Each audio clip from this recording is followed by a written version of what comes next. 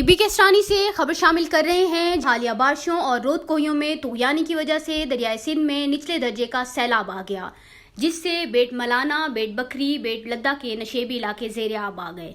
गन्ना, कपास, चावल और ज्वार की काश्त फसलें तबाह हो गई।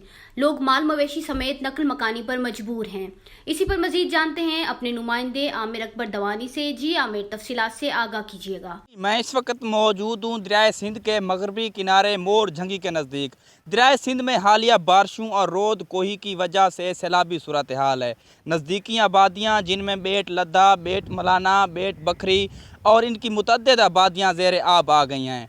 यहाँ पर काश्त फसलें जिनमें तिल, गन्ना, कपास, ज्वार और बाजरा की फसलें पानी की वजह से तबाह हो गई हैं। लोगों ने कच्चा के इलाके से अपने माल मवेशी समेत नकल मकानी शुरू कर दिया है। सैलाब से मुतासरा अफराद इस वक्त हमारे साथ मौजूद हैं। आइए उनसे पूछते हैं कि उनके क्या मसाइल हैं। पानी आ गए, पानी इतना आ गए जो आसान नकल मकानी करने वास्ते मजबूर से फसल तबाह थी गए, माल मवेशी सारे लुढ़ गए। कोई इंतजामिया को नहीं आई। ये तो खास तौर पर वज़ीर आला तक इलाका है, कोई बंदा भी नहीं आया सारे को। असा इतने सारे बच्चे भूख को मरते पान, ना माल खतल की कशे है तो ना कोई बाला के खाने की कशे। चगिरदो पानी बेड़े ही कोई नहीं, किश्त ही कोई नहीं। असा इतने मजबूर हैं जो सोचल तो असा तंगी से, लेकिन इन वाले सारा इलाका खुद कशी करने वास्ते मजबूर। इतना जिमें फसल आई सारी बर्बाद थी गई। इतना कोई नुमाइंदा नहीं आया सारी इन वास्ते। असा माल आई वो कट गए, फसल सारा वो बर्बाद थी गए।